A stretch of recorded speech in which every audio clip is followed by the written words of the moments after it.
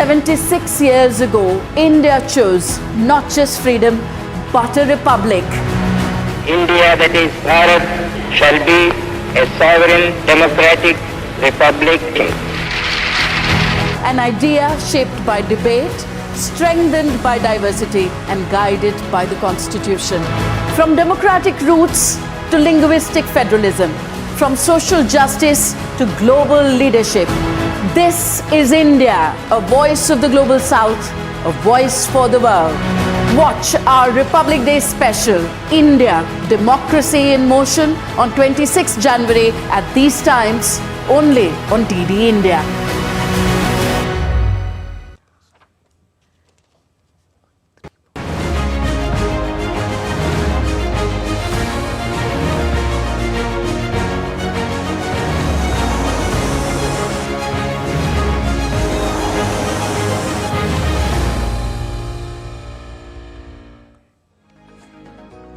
Namaskar and welcome. A very happy 77th Republic Day to all Indians. Republic Day marks a defining milestone in India's national journey. It marks the day the Constitution of India came into force on 26 January 1950, formally establishing the country as a sovereign democratic republic. So while independence on 15th August 1947 ended colonial rule, it was the adoption of the Constitution that completed India's transition to self-governance based on law, institutional accountability and the will of the people of India. The 77th Republic Day celebrations are being organized around the central theme, and that is 150 years of Vande Mataram, a national song. How is the theme being reflected in the celebrations? What is new in the Kartavya Path parade this time around and in people's participation in there? We'll tell you all that and more. I'm Murmu and with me is my colleague Mark Lip. Namaskar, Murmu, and happy Republic Day to all of you. Our special coverage here on India's 77th Republic Day. It's a historic day for many reasons. For the first time also, the European Union's top leadership, the European Commission President Ursula von der Leyen and the European Council President Antonio Costa, they are joint chief guests, highlighting the India-EU strategic partnership, how these ties are growing. The celebrations also, as Murmu was saying, coincide with the 150th anniversary of India's national song, Vande Mataram. So that adds cultural depth to the occasion. Indeed. So let's begin our special coverage with the headlines. India celebrates its 77th Republic Day today. EU leaders to witness a grand parade of India's self-reliance and diversity. Vande Mataram's 150 years also resonate.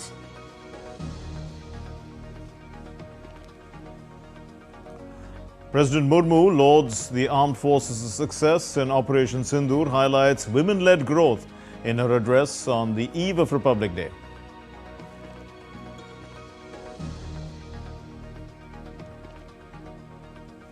On Republic Day Eve, President Murmu approves gallantry awards for 70 heroes. Ashoka Chakra to Group Captain Shubhanshu Shukla.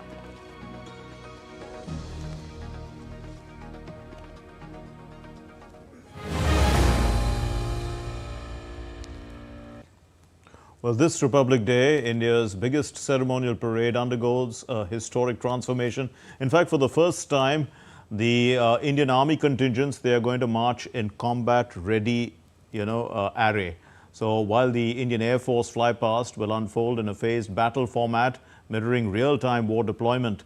Akshay Dongre reports from Kartavya Path on how there's a clear shift from ceremonial displays to operational readiness.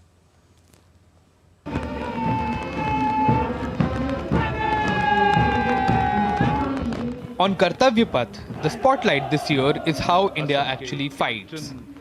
The parade reflects a modern battlefield where intelligence, drones, mechanized forces and air power operate in a carefully sequenced combat order.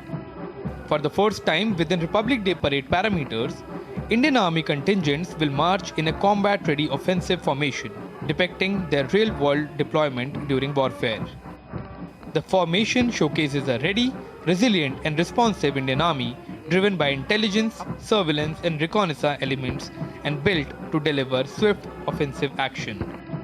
Mechanized forces, supported by aviation assets, form the immediate battle-shaping punch, followed by boots on the ground, infantry battle groupings, the decisive element in combat. The array illustrates an offensive led by intelligence, surveillance, and reconnaissance elements. The mechanized forces with an aerial support aviation component is the immediate combat and battle-shaping punch in this formation that is being depicted. A key highlight of the Army's display is the newly raised drone and loitering ammunition units, reflecting the growing role of long-range surveillance, precision targeting, and deep strikes.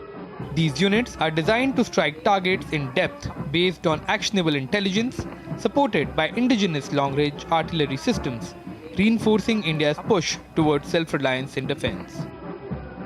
Special forces provide the high-risk conventional edge. They'll be on various specialist platforms employing autonomous systems. The vital boots on ground element will be showcased in this battle grouping. Along this also is the long-range surveillance and targeting ability of the newly raised drone and loitering munition units to hit targets in depth on actionable intelligence. In another first, the Indian Air Force flypast has been redesigned in line with a phased battle array format. Traditionally conducted at the end of the parade, the flypast this year will be held in 2 blocks, aligned with the IAF's role in the overall battle order, showcasing how air power integrates into a combat scenario. The flypast will feature 29 aircraft, including 16 fighter jets, 4 transport aircraft, and 9 helicopters. The highlight is the Sindoor fighter formation, depicting the IAF's operational role during Operation Sindoor, the 4-day military confrontation with Pakistan earlier this year. From the Rafale Vajrang formation to maritime surveillance aircraft, heavy transport platforms, and attack helicopters, the display presents the full spectrum of air dominance. Parade का आगाज़ Mi-17 Apache helicopter से होगा।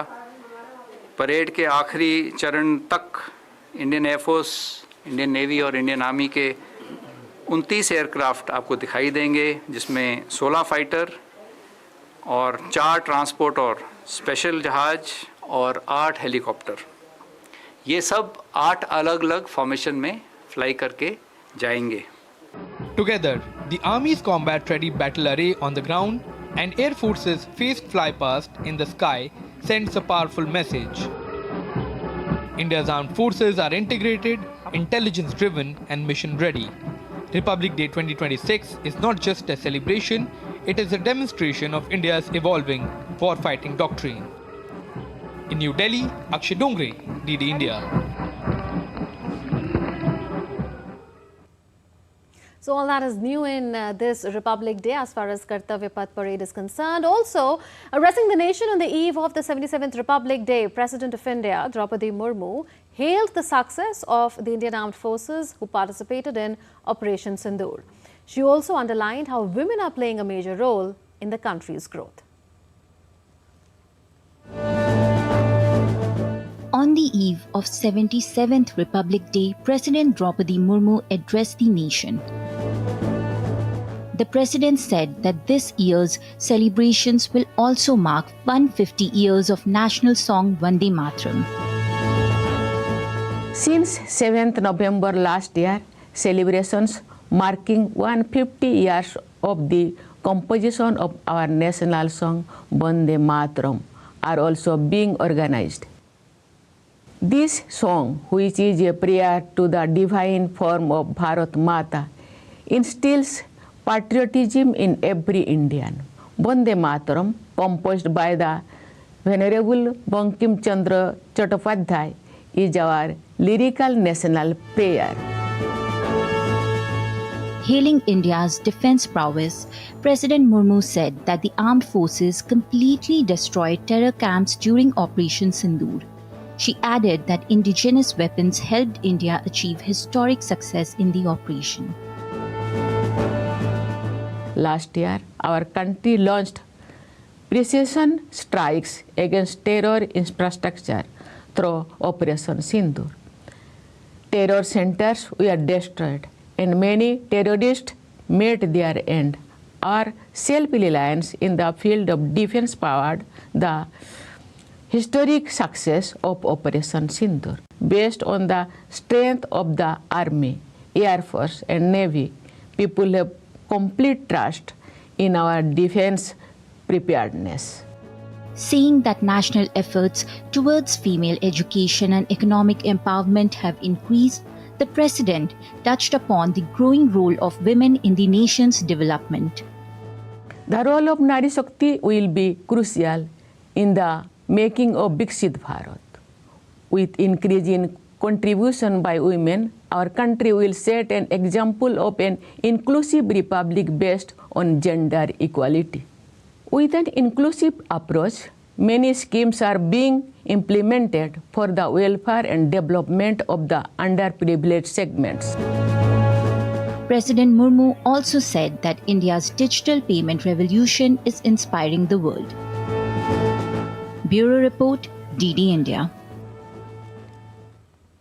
India's national anthem, Jana Gan Man, and the national song, Vande Mataram, they are more than just musical compositions. They, in fact, are symbols of the nation's freedom struggle, unity and identity. As India marks 150 years of Vande Mataram, its legacy continues to inspire generations with patriotism and cultural pride. Here's a report.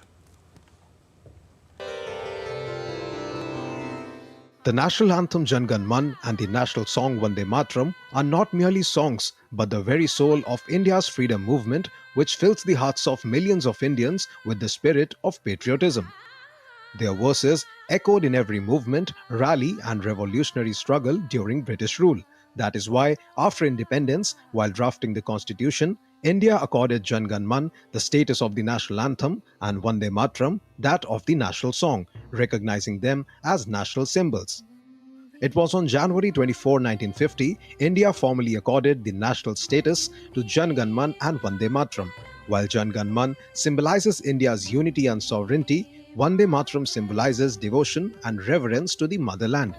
Both India's national anthem and national song are enduring symbols of Indian culture, unity and the freedom struggle. Both compositions reflect the nation's proud history and national identity.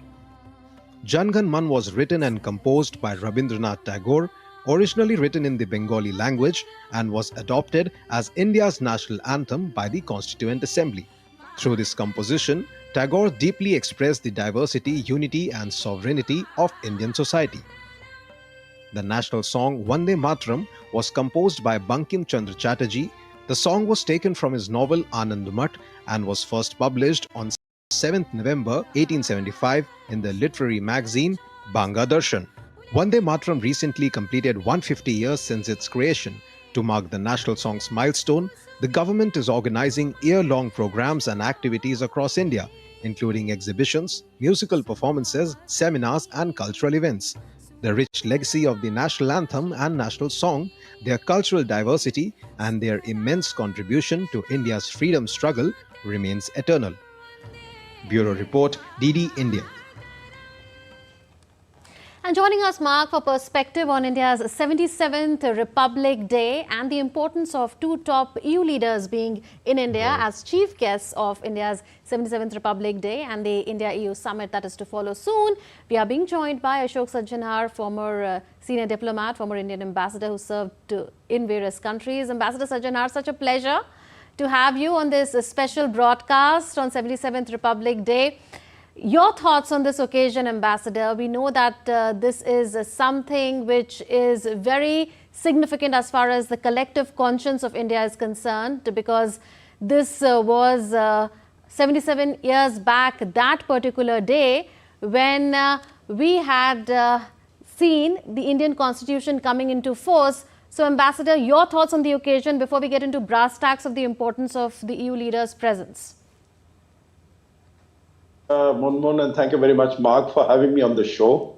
You're very right. It's a very significant occasion because, when we mark 77 years of our journey, of our history, of freedom, of independence, and as a republic, the thoughts definitely go back to the time when India achieved independence.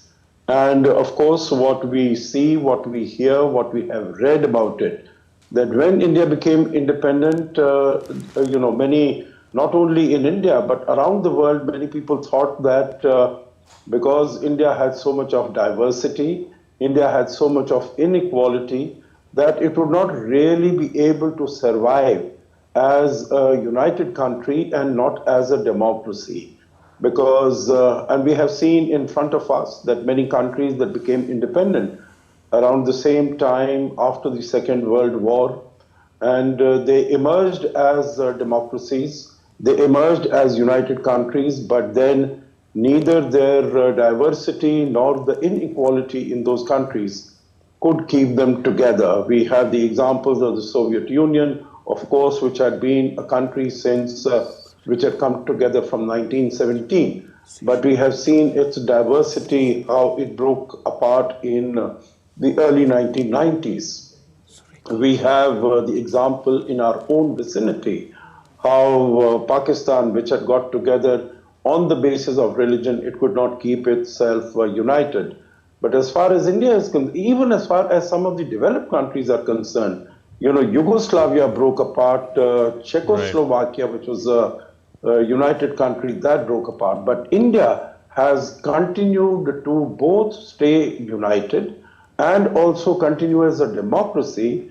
And it is also proven to the world that India's democracy, number one, it delivers, because we look at all the denominators, all the indicators that were there at the time of independence, whether it is in terms of poverty, it is in terms of literacy, it is in terms of infrastructure, social infrastructure, health care, the physical infrastructure.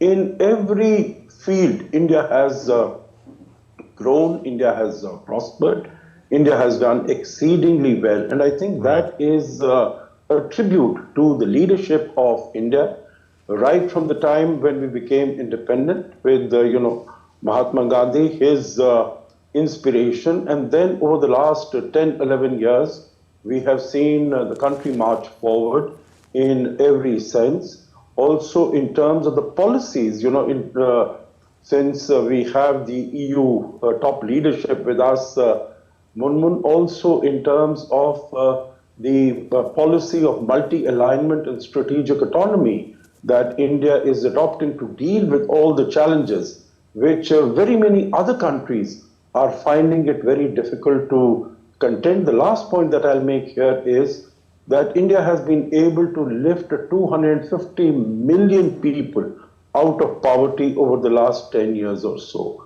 While it was known as one of the fragile 5 countries in the early 2010, the second decade of this century, today it has emerged as the fastest growing major economy in the world.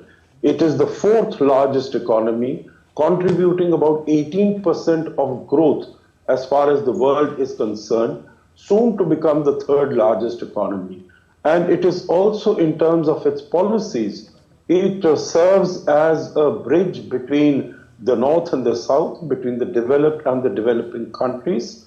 It has emerged as the voice of the global South, and also it is a bridge between the East and the West, one of the few countries that follows its principles and policies in terms of its long historical relationship with Russia, and also maintains close and dynamic, robust ties with the West, that is Europe, United States, even as far as the Russia-Ukraine conflict is concerned with Ukraine. Murmu. Right.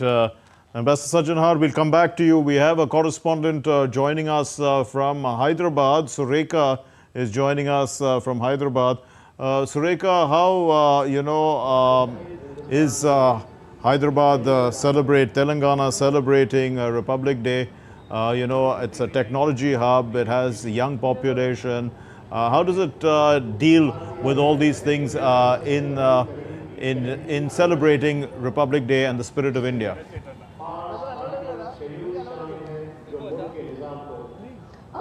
So See, right now I'm at Parade Ground, Secunderabad, where all the arrangements have been done, and in a while we'll see the governor going to be here, the chief minister is going to be here, and as what we say that, just like last year or as the years have been, the chief minister will come here and pay a floral tributes to the martyrs place there, and after that, once the governor will be here, obviously as you can see behind me, the flag is there ready to be unfurled, and after that the tableaus which are going to be here and then showcasing how Telangana has been achieving and moving towards the success, because these are, when we say that, whether that's in Hyderabad or in any other parts of India, when we say that states are showcasing their success and achievements, somewhere we are talking about the unity and pride of our country that's been exhibited here, and a day where we talk of national festival, and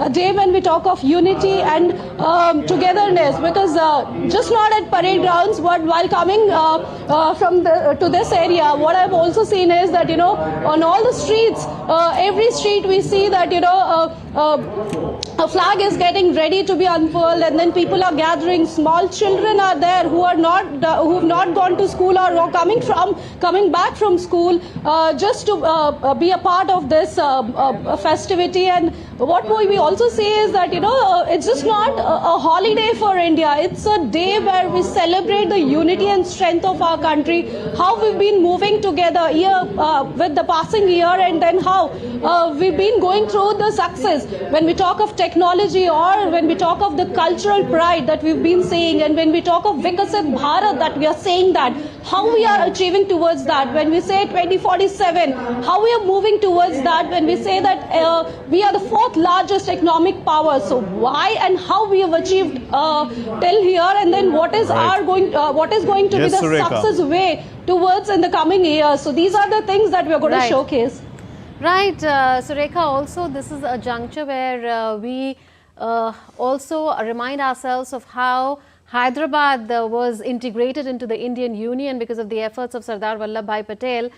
If you could tell us about the inclusive participation this time around that we are seeing in Republic Day celebrations. We know that for many years now this has become a people's event where increasingly the general people, including the youth, are participating in Republic Day events. There are quizzes, etc. that have been held across the country on Vande Mataram as well as other similar issues. If you could tell us about how the youth of Hyderabad and Telangana as a whole have been participating this time around in the celebrations. As you also rightly said that it was because of Sardar Vallabhbhai Patel's efforts that we see that Hyderabad is part of India now, and year by year we see that celebrations together being celebrated. But now a change, what we are seeing is that, people are holding the flags on the streets, and then after the participation or after whatever the programs that they've been conducting, after that we see that, they are on streets holding that flag high and showcasing that we are united irrespective of the caste, religion or whatever. I mean, whether we are, we see that even senior citizens being part of this celebration. That's what we see, because when we say that it's a festival mode, we see a caste or a religion or a particular sect or of an age group take part in this. But this is one event where we see that, irrespective of age, caste or religion, we see all coming together, and that's what is happening. And right now, behind me also, the preparations, the last minute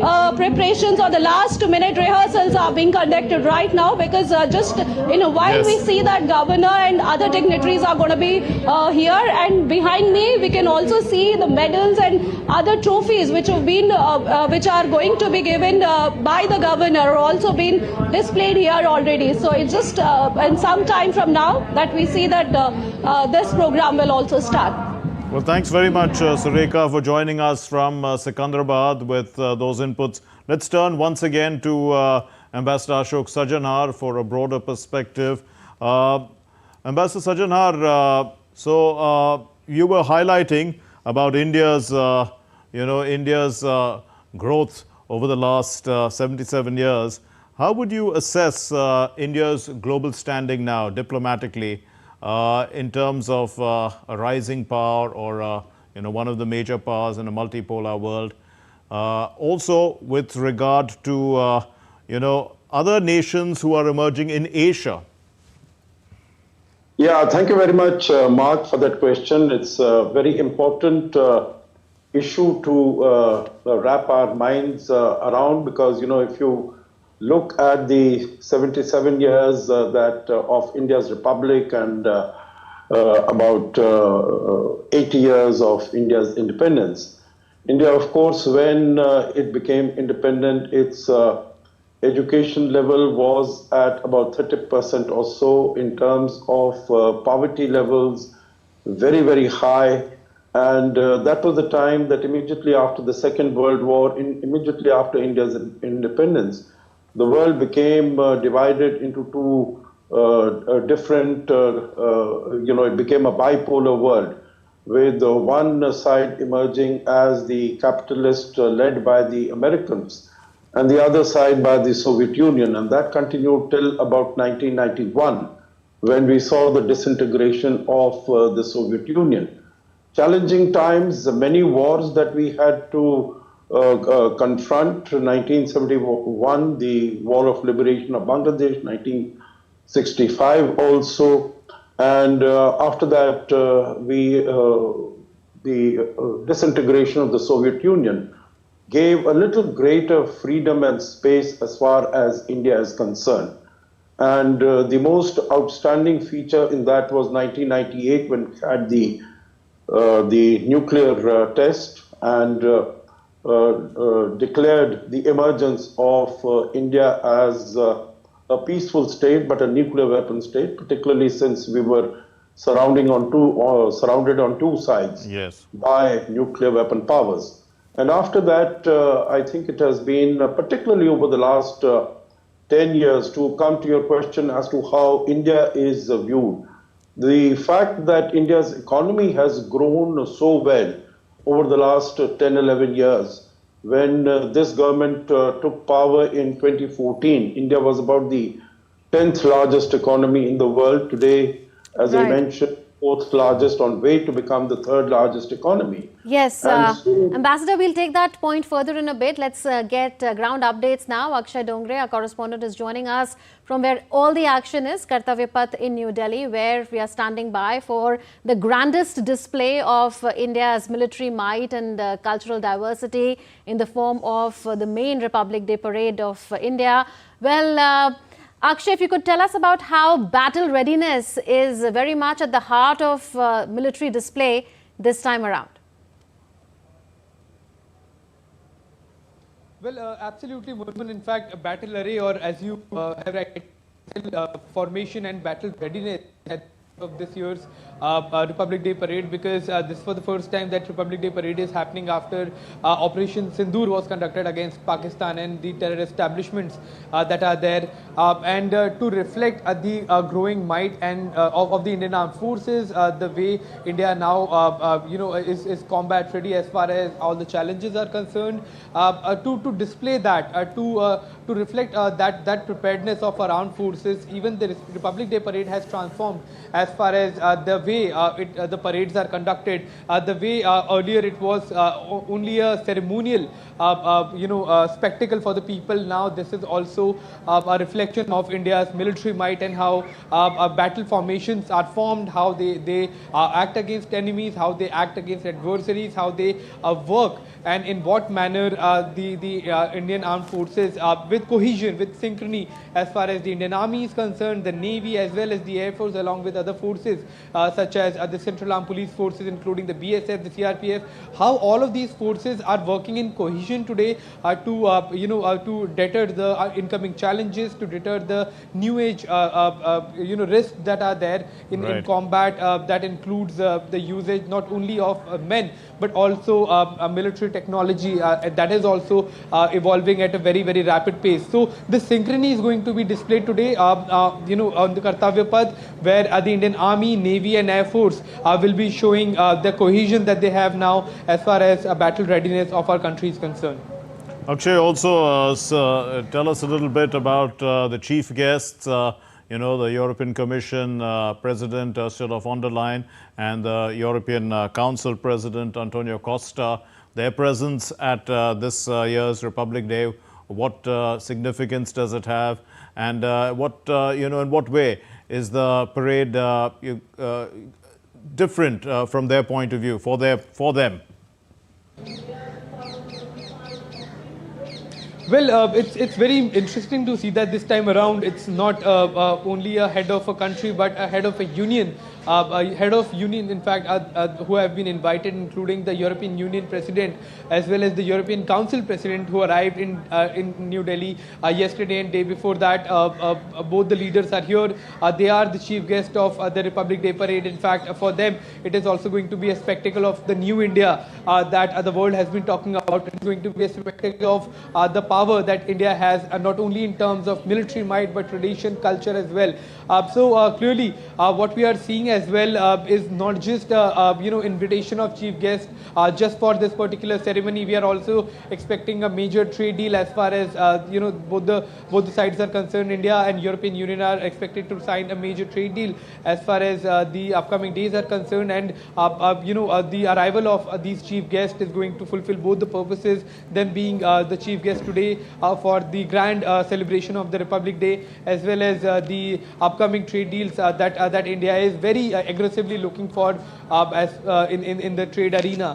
So from their point of view, it is not just going to be a military parade that is seen in several countries, in European countries as well. Many countries conduct these kind of parades, but the kind of cohesion, the kind of new might, as well as the blend of tradition, as well as old kind of displays of the military, including the only camel battalion that is there in the world that is functional, that will be there on the on the Kartavya Path. There will be drones, there will be other kind of soft and hard kill weapon systems that will be displayed. So it is going to be a blend of tradition and military might both. Right, Akshay, we'll keep coming back to you for more updates as you track closely the grandest Republic Day parade of India at the Kartavya Path in New Delhi.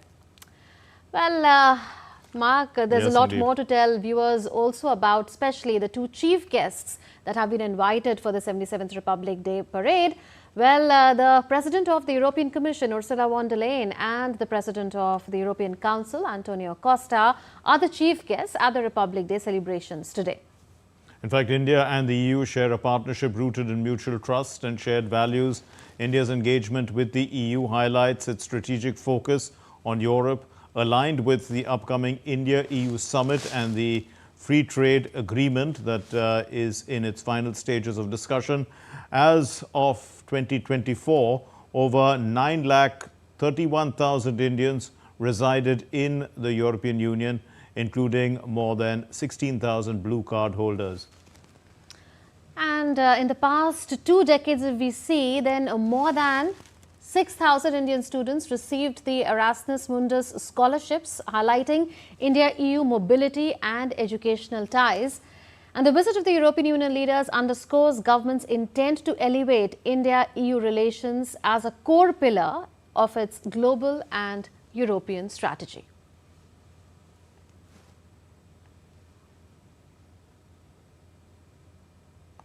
Well, earlier, the EU leaders were accorded the Guard of Honor at the Air Force Station Palam in New Delhi on Sunday.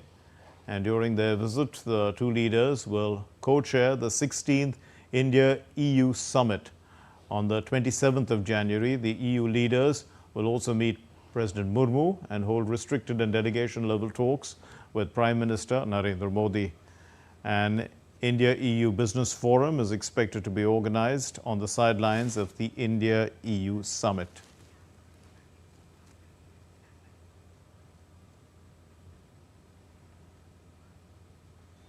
Well, India and the European Union, together representing 2 billion people and 25% of the global GDP, are moving closer to a landmark trade agreement.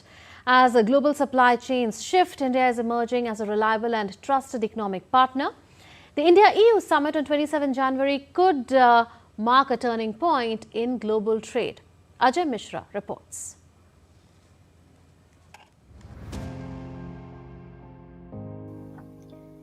India, The world's fastest growing major economy and the European Union, a bloc of 27 countries together, represent a market of nearly 2 billion people. As global attention turns to the India-EU summit on January 27th, expectations are rising around a proposed free trade agreement that could reshape global trade flows. Amid geopolitical uncertainty, India is increasingly seen as a reliable long-term business partner.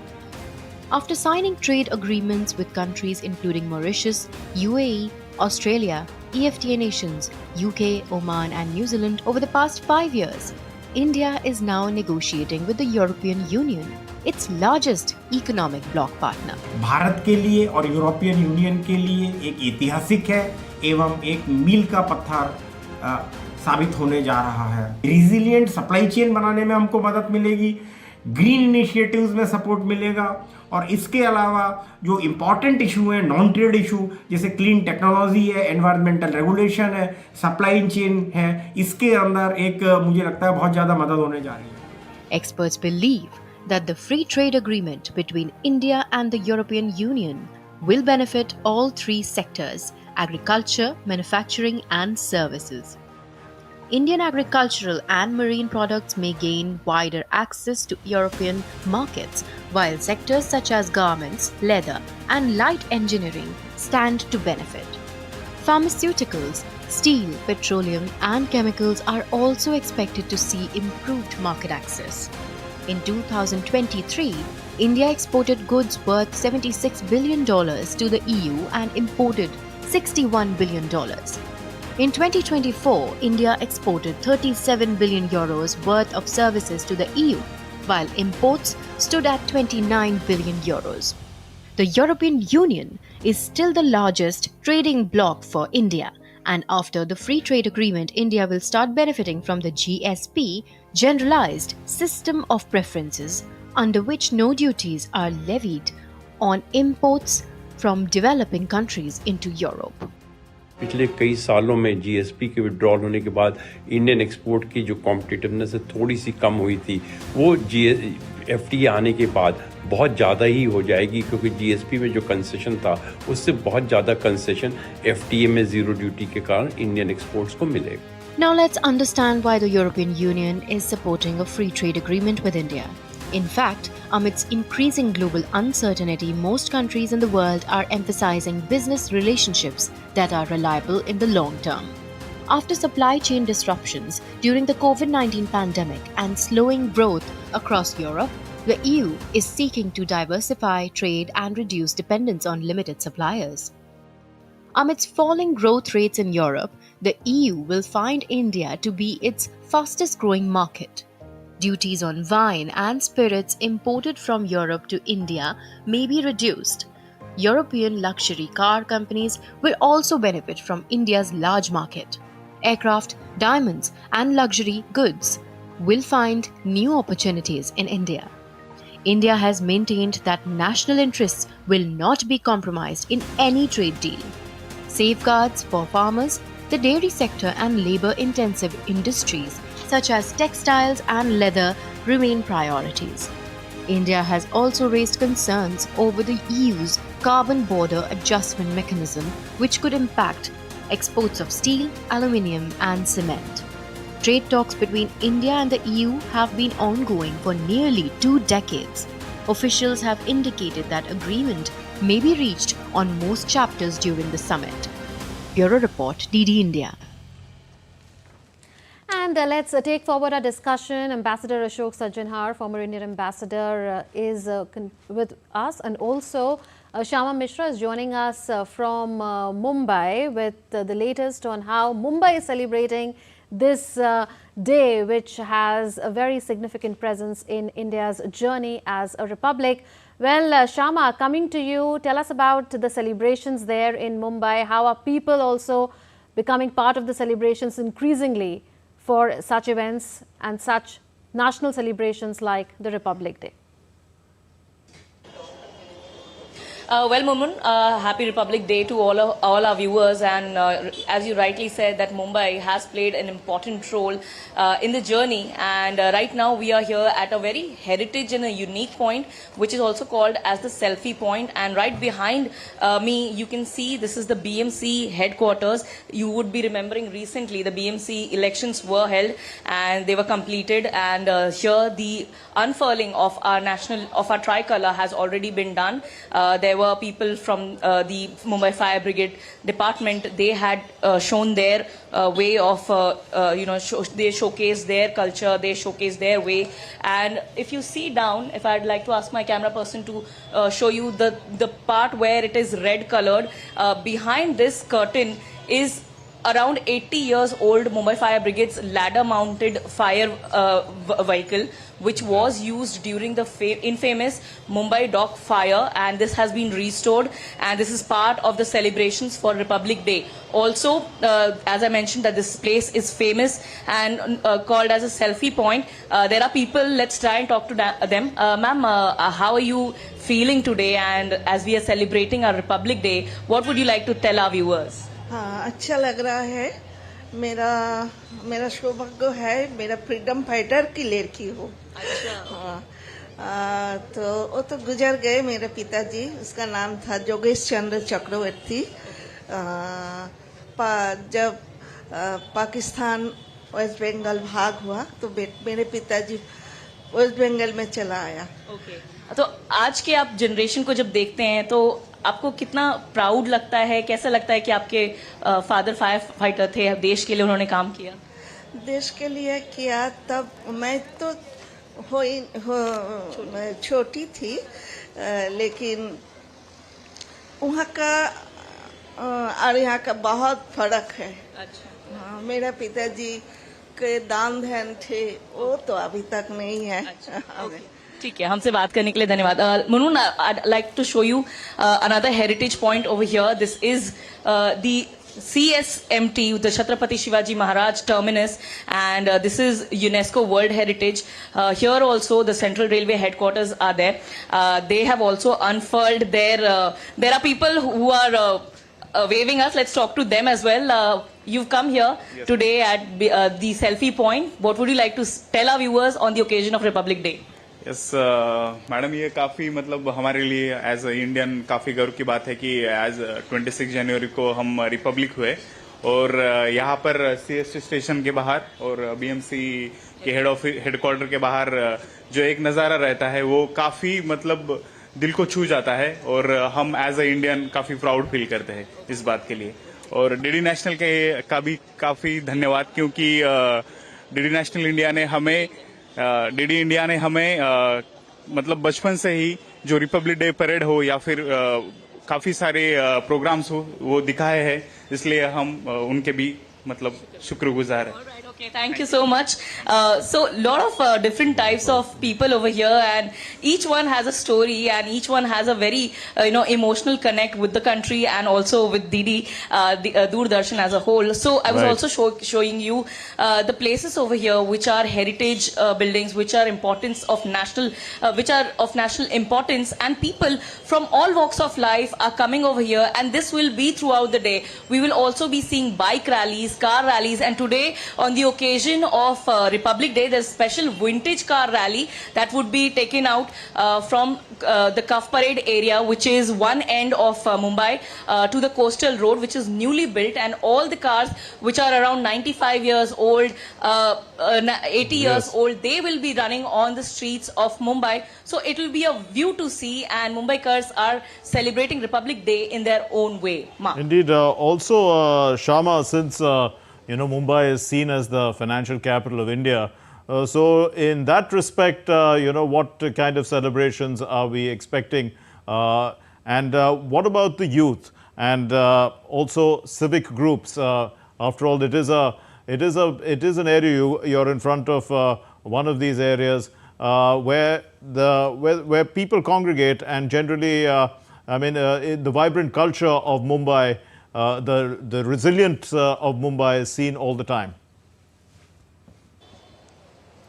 Well, definitely. This is a point where the Mumbai actually begins.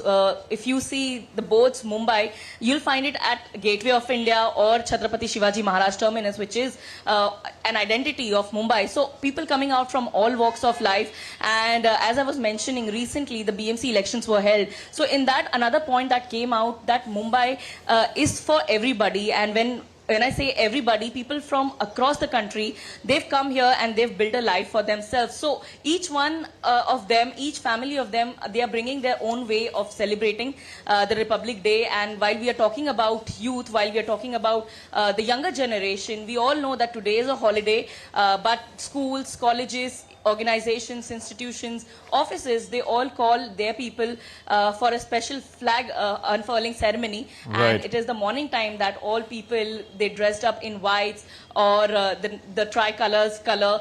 They come there and they like to showcase their pride. They like to showcase their patriotism for the country. And you'll definitely see after Prime Minister Narendra Modi urged people to, unfurl or to have the flags, the tricolor at their homes, at their balconies.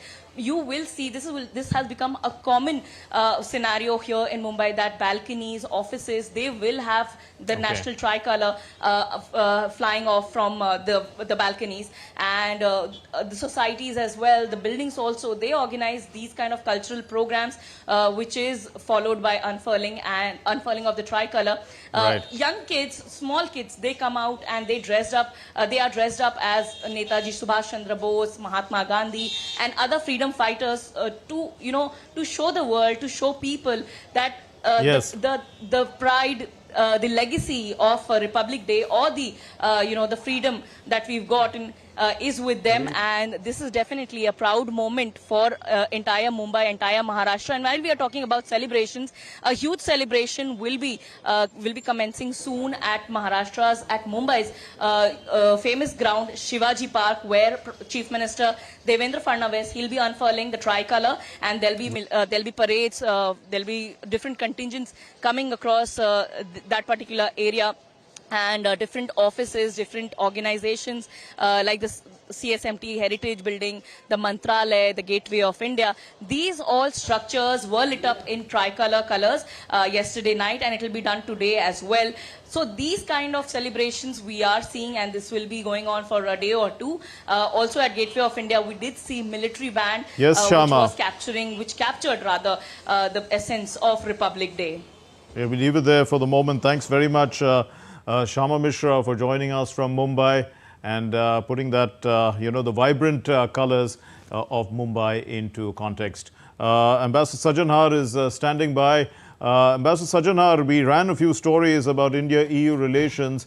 What is your expectation from the, from the forthcoming summit, and what can be drawn from the chief guests today? Our chief guests, what will they take away with them? Will it, help us also in our negotiations for a proper deal? Yes, thank you very much for all these questions, Mark.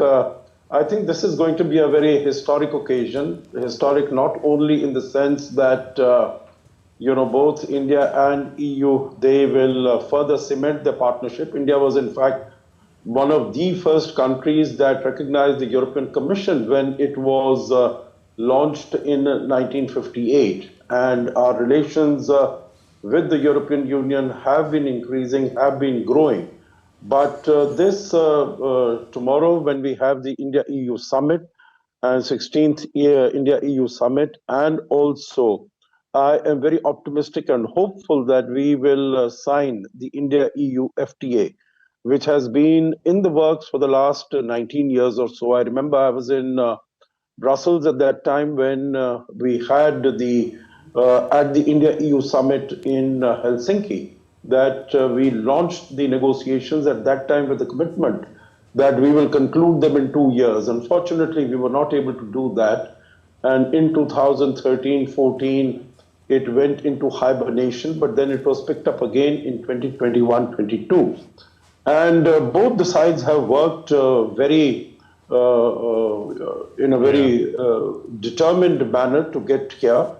But I think the geopolitical circumstances also need to be kept in mind, because the sort of course, these negotiations have been going on before Mr. Trump came to power. Yes. But the manner in which Mr. Trump has completely upended, the global trade relations and partnerships, etc., that has given urgency to both India and Europe to come together. So we've signed the FTA with EFTA countries earlier last year, also with the United Kingdom. So it's only the European Union that is left. And I think it's going to be a very positive, very forward-looking, visionary partnership agreement that we are going to get. It will cover trade in goods. It will cover trade in services. It will cover investments. Yes. In addition to that, I think the final point, Mark, if you permit, I'll make is that it is not only trade, it is also a strategic partnership. Both the countries are also going to sign a strategic defense partnership, which is so very important, and it is European Union has been at the receiving end from Mr. Trump, and so also India. Mark. Right. Well, stay with us. We'll discuss further the importance of the agreements that you are talking about, the free trade agreement whose negotiations are likely to be concluded, and also the Defence and Security Partnership Pact that you referred to. Joining us for further perspective is Major General Ashoka Kumar, Vishisht Seva Medal awardee and Director General of CENJOS, a Centre for Joint Warfare Studies in New Delhi. Well, welcome, sir, to this special broadcast. Appreciate your patience all this while. Your thoughts first on what the Republic Day really means for not just the countrymen, but particularly for those in the defense forces, because it is their day to showcase their military might, their day to think out of the box, to focus on self-reliance in defense, and also this time around to show battle readiness. As far as Republic Day is concerned, this is an occasion where it is equally important to each person of the country. More so for the defense forces, what has changed in the war fighting, that it is not only the defense forces which are going to fight the war, it is whole of the nation which fights, because the countries whosoever have got certain potential, irrespective of the field, they are weaponizing that particular field. And therefore, we need to appreciate that we have to take everybody in the country on board in whatever capacity they are working, so that as and when any form of informal war is launched, whether it is trade, tariff, restriction of imports, fertilizer, critical minerals, or restriction of the energy items, our country is capable of taking care of that. More so since Operation Sindoor is currently on, only its intense phase, which happened between 7th and 10th May, is over. It is very, very apt that the country had decided to fill the current celebration in form of battle fighting formations, which demonstrates that we are still at war, or we have the capacity to continue at war. We have also chosen certain new facets in this particular parade, wherein you will find the latest announcements of organizational changes by the Indian Army in form of Hero battalions, Agnishas regiments, and so many other things have been brought to the knowledge of the entire public, and in fact I will say to the entire world. And therefore this Republic Day parade is going to be a game changer for India's defense forces. We are also heading towards a major organizational change towards theaterization.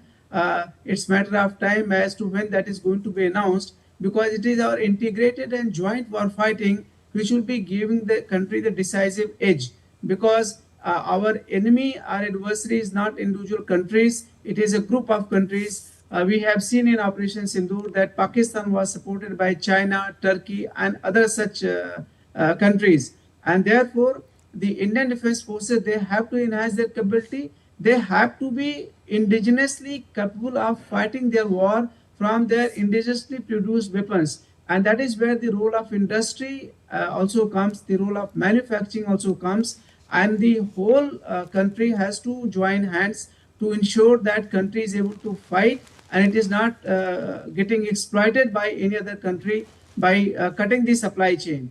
And also it should be able to assist its friendly foreign countries so that we have more partners, more people who echo our thought process on the regional spaces as well as the international spaces.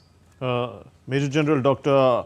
Ashok Kumar, sir, tell us also about what signal is being sent out on Republic Day when we show all this military might and these military displays. How do they contribute in a sense to India's strategic signaling, both to allies? You did talk about the new threat perception in terms of, joint or, the enemies are as a cluster rather than as individual nations.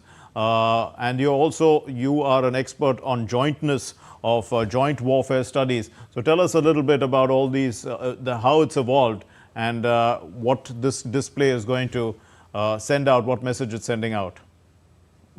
See, there are three major disruptions which are sweeping the world: the geopolitical disruptions, geo-economic disruptions, and technological disruptions.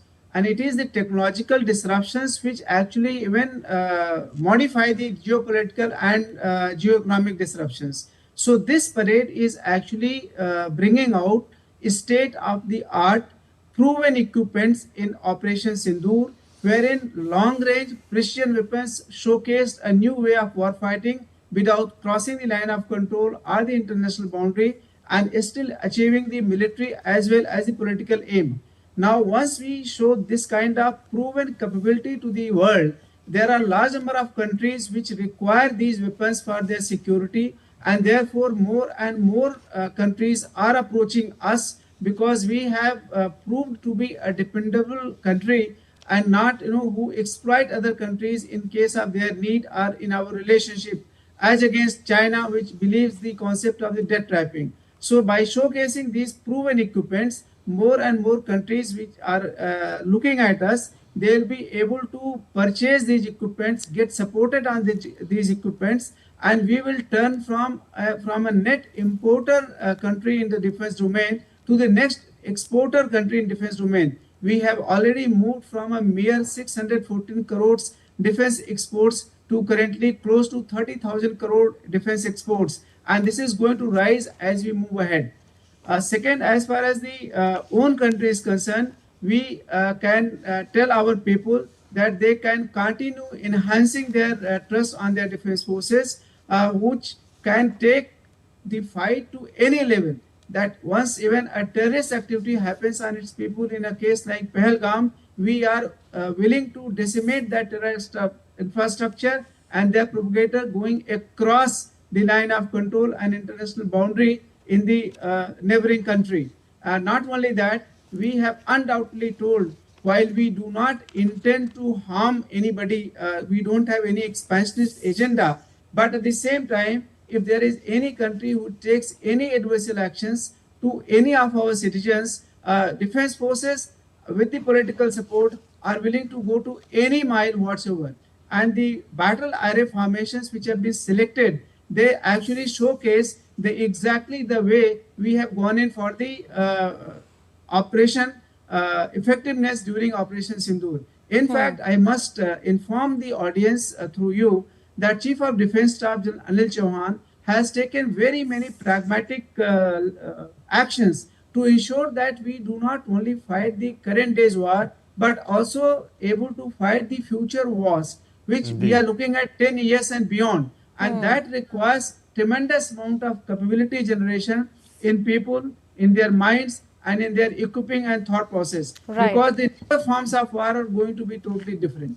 Yes, we'll further discuss the strategic import of the visit of the two top EU leaders and also the India-EU summit that is to take place on the 27th of January, that is tomorrow. Yes. But before that, Ambassador Sajjanhar, we know that a strategic partnership between India and the EU was entered in 2004.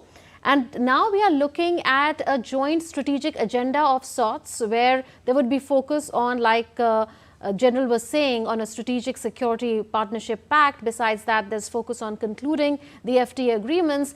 But would you say that the India-EU summit will mean an overall upgradation of ties so as to give further strategic momentum to this strategic relationship or partnership, where we could look at cooperation not just in these areas but also in technology, in space, in clean energy, in mobility, connectivity, to name a few? No, absolutely. I think you're very right, Murmu. I think we have to really keep it in mind that when the European Commission was established in 1958, as I said, and India became a very active and a strong, vibrant partner. And then it transformed itself from just a trade body into a much broader get-together combination of countries in Europe in 1992 when it became the European Union, and India's relations continued to expand with it. Its focus has by and large been on trade, on commerce, on investment, on technology, green energy, etc. Defense, security and defense is something that it has not really engaged itself very strongly in, basically because it has had the support of the United States in terms of under the provisions of the NATO agreement signed in 1949, in which the security was really given over to the United States, and the United States, for all the benefits that it got from the European Union, it was very happy to fulfill that responsibility, fulfill that part of providing security.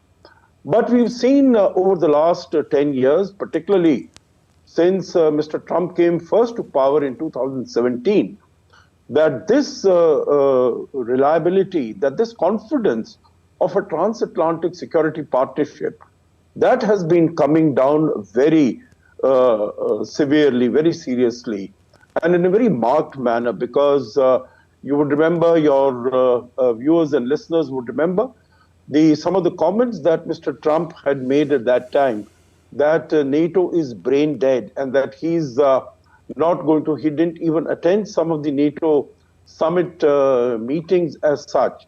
So I think that gave some sort of an impetus as far as European Union is concerned to develop its own security and defense policy. Yes, Ambassador, if I may come in here, is the United States also taking a cue now from the growing bonds between India and the EU, with Scott Bessent, US Treasury Secretary, saying that the US is considering, and there's a path towards removal of those 25% tariffs that US has imposed on India for purchasing oil from Russia. So it seems that there is a competitive spirit of sorts now, with the United States also looking at what really can be done to see that the whole strategic and economic space is not dominated in a sense by this new player, the EU.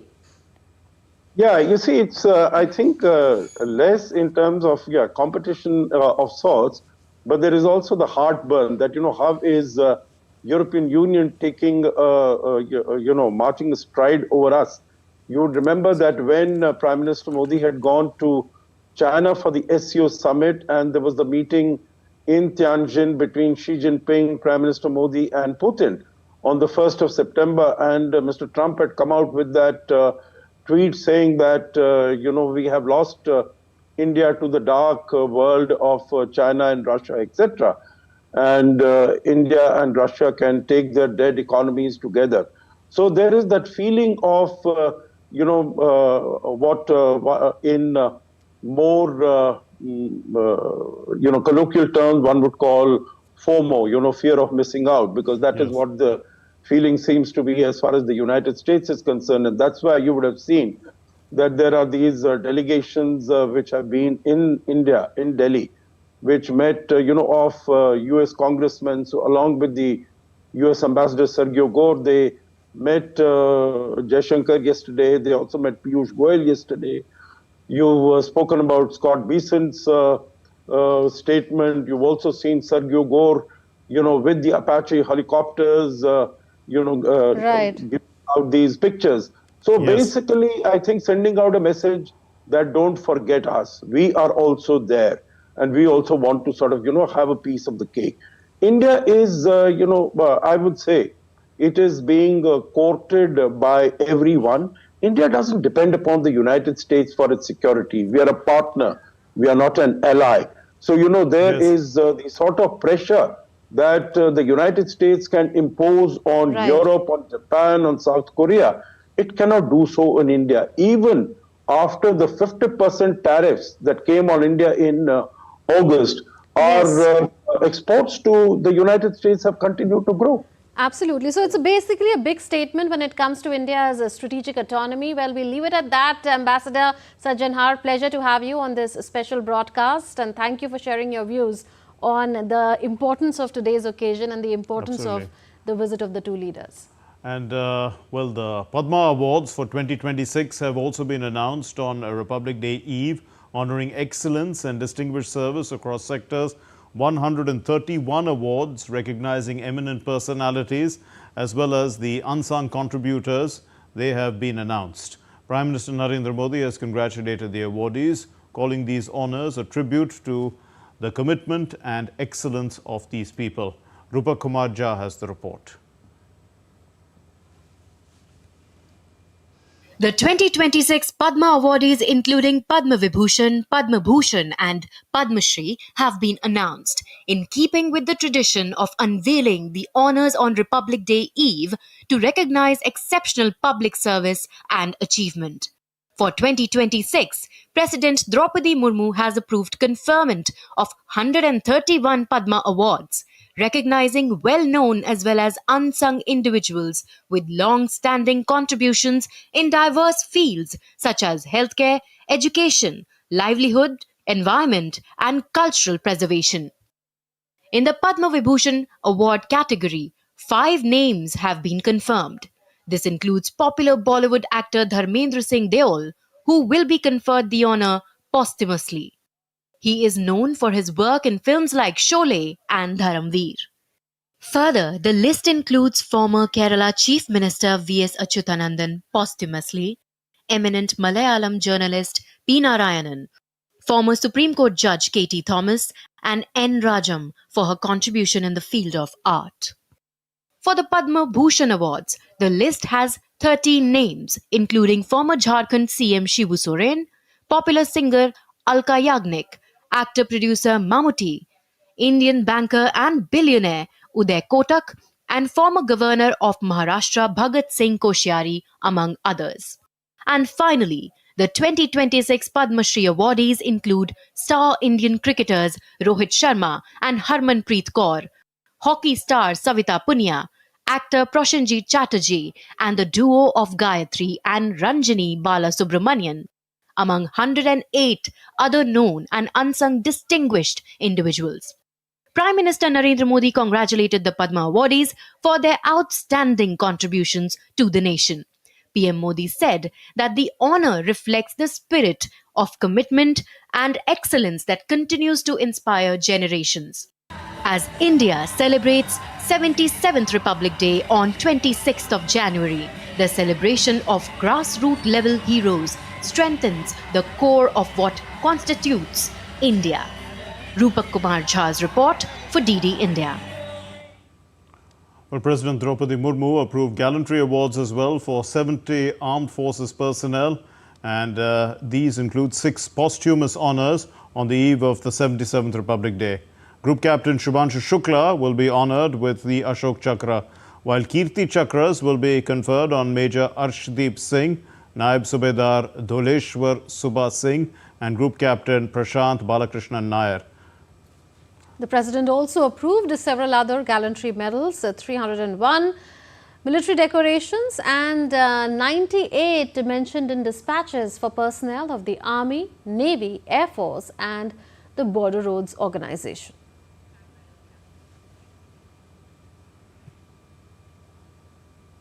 Well, the national capital is on high alert as well, and this is for the 77th Republic Day celebrations. There are around 10,000 police personnel who've been deployed, and they support a multi-layered security arrangement.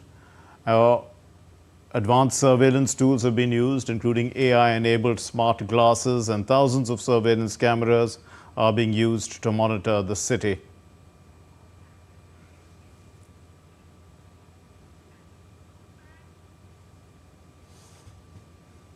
And we continue to have with us Major General retired Dr. Ashoka Kumar. He's the Director General for the Center for Joint Warfare Studies.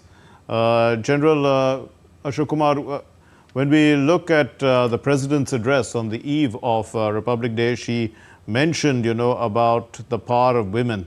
And we are seeing also women in the armed forces playing a greater and greater role. As we see that gallantry awards and all that are announced, to what extent do you see the armed forces, having a greater role for women going forward? Our women in the country contribute to close to 50% of our population. Not only in the defense forces, their being out in the various other fields was actually restricting the national growth.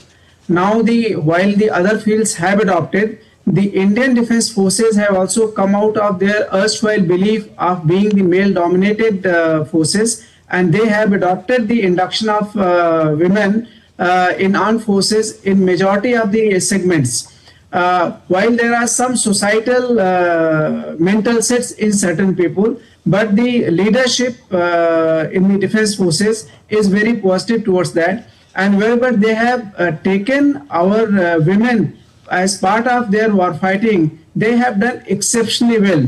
I will not be wrong to say that in fact their performance has been better there than their male counterparts as well. Indeed. And as we go ahead, after opening vacancies in the Sainik schools, induction at the National Defence Academy level, and a number of other streams, in coming days we will have major segment of the armed forces also being covered by the women power. And I think every passing day, when the women power quotient grows, the defense forces capability grows, the nation grows. Even the nature of war though remains same, but the character of war is changing, and the women are going to find a more potent role in coming days. So it's a welcome sign, and defense forces are all for it. They have already taken institutional changes, and not only incrementally, now they are going for full total induction of the women in majority of their arms and services. Right.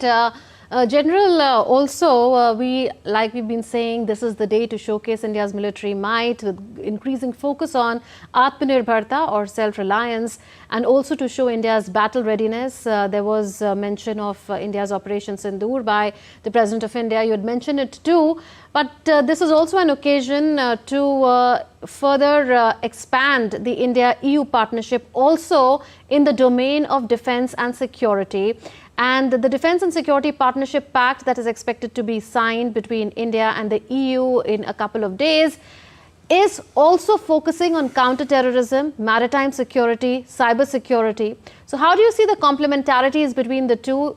India positioning itself as an increasingly self-reliant defence force, while also ensuring that there are growing synchronicities and growing collaborations with the rest of the world, with a bloc like EU, which has 27 nations, to ensure that there is a comprehensive, holistic arrangement when it comes to the security of not just the country, but the region.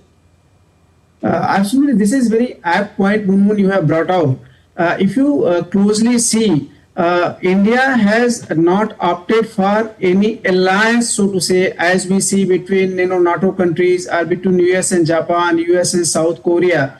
But it has opted for the strategic partnership with number of countries where there is a convergence of their security interests. And the three areas which you mentioned, which was mentioned by the President, like cyber security, the maritime security.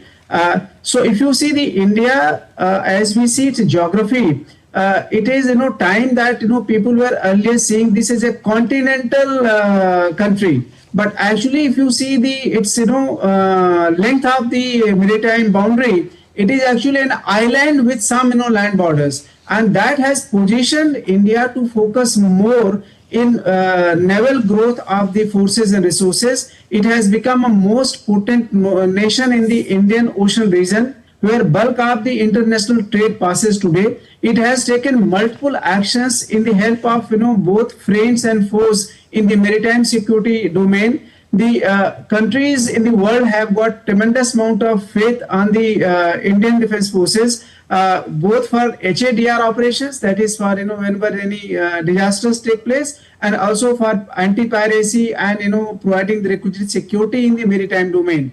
So European Union's agreement with India will have the maritime security, the cyber security, and such kind of things getting further strengthened. Because gone are the days when there was a time of war and time of peace. Today we are at war at every moment. Only thing, at times there and the cyber threats are manifesting. Sometimes it is maritime, sometimes it is informal wars, which I talked of in my initial comments. And therefore this partnership of European Union with 27 countries is going to be the game changer and very, very positive for the country. And I think it will also have a kind of effect in other countries which were sitting on the fence whether to go in with India or not. I think more and more countries will now gravitate towards the India's strategic right. Do stay with us, Major General Ashok Kumar. We are going across to Shabir Dar, who is joining us from Srinagar, and he's well clad, as we can see, because obviously there's a harsh winter when we look at Kashmir. So tell us a little bit about how celebrations for Republic Day happen as they do in the coldest time in Kashmir. Yeah, Mark, as Radley said, it is actually winter here, but the warmth of the Republic Day is, seen all around in Srinagar. You can see behind me, there are people already singing the patriotic songs. And, and everywhere in Kashmir and in particular in Srinagar, as I came from home to this place, I saw the children particularly, coming out of the street with the tricolor in their hands, and the educational institutions and other important buildings have been decorated, and there are functions happening this time in every school and education institution across Kashmir. In addition to the main function that is happening in Srinagar's Bakshi Stadium and Jammu's Maulana Azad Stadium, where the Lieutenant Governor of Jammu and Kashmir is, taking the salute and sharing the function. So indeed, patriotic power in Kashmir, and amid this chill, and all this has been ensured by making arrangements in all sectors, particularly in the security arrangement. It has multi-level security arrangements are in place in Srinagar and across Kashmir to ensure that the 77th Republic Day goes smooth. And administration has also ensured that people who wish to join these functions have safe travel and all this, because arrangements have been made for people transport and all this, because it is chilly generally. Right, absolutely. You can't see snow in Srinagar, but across Kashmir in villages and in the peripheries, there is a good amount of snow there. So people have to be given facilities to reach to the venues where the Republic Day functions are being held. And I'll always say that Kashmir has a lot to showcase in this day, because a lot of development and progress has happened in Jammu and Kashmir in past 10 years, and that is actually being showcased in the main functions in Bakshi Stadium in Srinagar and in Jammu's Maulana Azad Stadium, where Lieutenant Governor is taking the salute. The donkeys there are reflecting the progress and progress that has been witnessed in Kashmir in past 10 years. Thanks very much, Shabir Dar, for joining us. So all the development that's taking place in Jammu and Kashmir also going to be displayed during the Republic Day celebrations. General Ashok Kumar is still with us. General, when we look at the kind of threat perception that we are talking about going forward, and we talked a little bit also about indigenous defense technologies being showcased primarily at the parade. what do you look ahead now? Let's look for 1 decade ahead. How do you see the armed forces preparing for the kind of threat perceptions that exist? Well, initially we were focusing on the individual countries, like China being our primary threat on the northern borders. Pakistan in any case was our perpetual threat on the western borders. But what was seen was felt earlier, but was seen during Operation Sindoor, that there are no two fronts. Now the China and Pakistan have become an integrated front, and so our capacity creation has to take care of these realities. And not only that, countries like Turkey, which also participated during Operation Sindoor, not only by providing the large number of drones, but also the drone operators, some of them which were killed during our operations on 10th of May in their Bholari air base. So therefore, we have a larger threat spectrum, and therefore we have to have enhanced capacities. Now, enhanced capacities do not mean that we have enhanced numbers or the strength in our defense forces, but we have to focus on quality as compared to quantity. And that is the direction in which the Indian Defense Forces and indigenous weapon productions are currently going. We are going for long-range missiles, both which are capable of firing from air to ground or air to air. Also the BrahMos and similar of our indigenous capability long-range missiles. We are focusing more on precision, and therefore we are leveraging the capacity of ISRO to launch more number of satellites in the different orbits, so that we can have the positions, navigations, and entire accuracy being given to our weapons for the precision to be achieved. We are developing the capacity to be able to launch our operations anywhere in the world in coming days. Of course, it doesn't mean that we want to become a threat to any country in the world, but we want to come to negate the threat coming from anywhere in the world. Yes. That is the kind of capacity which we are developing, and the entire focus is shifting towards the indigenous industry. Defense forces earlier, which were focusing on a QR-based procurement, where they were looking for ideal weapons, they have also modified their approach. They are focusing more on the cyclic mode of procurement, Right. where these weapons developed to 70 to 80%, they are adopted, feedback is given, and that is improved. So there is a total change the way we are going to make our defense forces totally Atmanirbhar, what nations need. Absolutely. Like, while the threat lies in the true front war, like you told us, but at the same time, we are also looking at ensuring that there's greater security collaboration with various countries, besides focusing on making India self-reliant. In that context, it is expected that negotiations could begin on a security of information agreement, where classified information is going to be shared between EU and India. We have such arrangements already with countries like France and Germany. And we are also seeing the new US defense and security paper that has come out, where the focus is now less on China and Indo-Pacific and more on security of the Western Hemisphere. So in that context also, would you say that increasingly now the pillar of cooperation when it comes to Indo-Pacific security would be on, say, cooperation between India and a bloc like EU, more than between India and the United States, considering the recent shift in focus in the US paper? Absolutely, Mummu. This is a brilliant point you have articulated. While the current security strategy issued by United States focuses more on the Western Hemisphere, and not only less on China, but it also focuses less on India. In fact, one of the reasons of many other regions from the US side of increasing relationships with India was that it was looking this relationship as a counter to China's influence in South China Sea, East China Sea, and otherwise its expansionist agenda.